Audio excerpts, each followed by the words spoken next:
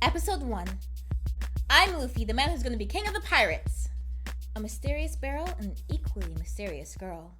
A passenger ship is attacked by Iron Club Alvida the pirate, and Kobe, who's been forced to join her crew or lose his life, finds his barrel while searching the ship. Lo and behold, out pops Luffy, a scrawny man who, despite lacking both ship and crew, proclaims he's going to be king of the pirates. So I've watched One Piece before, but in random bits and pieces, and I've never really got past Sanji and Chopper joining up, I think.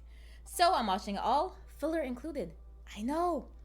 I'll give you my takes and even theories as I go along, because I heard that's a thing with One Piece. And I'm going to keep an eye out for all those fun, minute details I hear come back later to see for myself what this Oda is all about.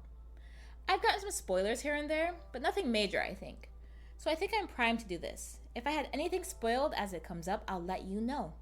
Otherwise, everything's all new to me. The number one Naruto fan in the world takes on One Piece. Let's do it. So, I've never seen the first episode of One Piece, apparently. I like how it begins with making us think that Nami's a high-class lady until she robs the entire place. I love Luffy's entrance.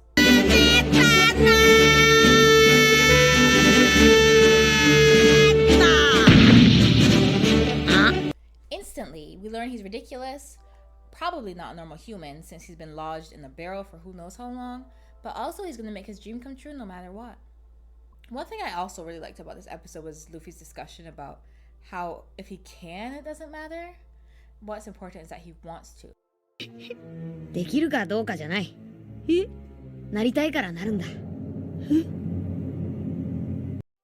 And I have heard that maybe one of the themes of One Piece is freedom. And again, from my watching, I never got that far or really realized that or whatever. But already we can kind of see that happening, right? The difference between can is permission, right? Can is a word denoting permission or allowance, right? Of some kind. Or ability, maybe. Because I suppose it might be may, but whatever. But there's this feeling of permission. But I want to is different. So I really like that. And I like how he doesn't care. There's this kind of aloofness about him to maybe reality, and Kobe's like freaking out like, you can't do this, and he's like, yeah, I can, right? If I want to. It doesn't really matter if I get it done, but I want to, even if I die doing it. It's just because I want to do it. So it's really a give me liberty or give me death type situation. So I kind of really like that. Already that's being set up even just with that little exchange between the two of them. So my biggest takeaway and what I really liked about this first episode was how pirates and marines are already set out as a big point of tension in the story. I won't lie, I actually forgot, or I guess I didn't realize from watching One Piece previously, that the Marines are such a big plot point. All I really remember is how zany everyone looked, and that I really like Sanji a lot. So this is already far more interesting than I remember in terms of themes and the like. I really love Kobe existing, I guess, as well. It sounds weird at first, but I like how we're already having our major themes, I assume, set out based out on these characters. So we already have a Zuko and Aang type thing going on. Perhaps.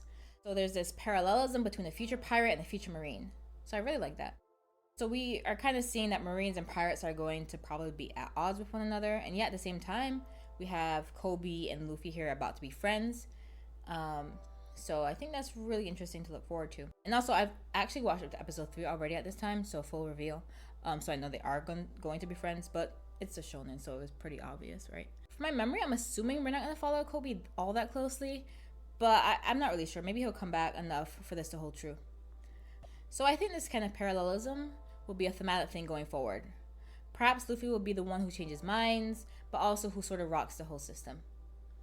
That's my main takeaway from episode 1. My favorite part of the episode? 見つかったらって考えると足がすくんで怖くてとてもなんだその上根性なしか俺お前嫌いだなAgain, this isn't a minute-by-minute reaction or anything of the kind, but more of my take on each episode, what I liked, what things I think are going to be important thematically going forward, and why I like or dislike certain characters and their character designs, and things like that.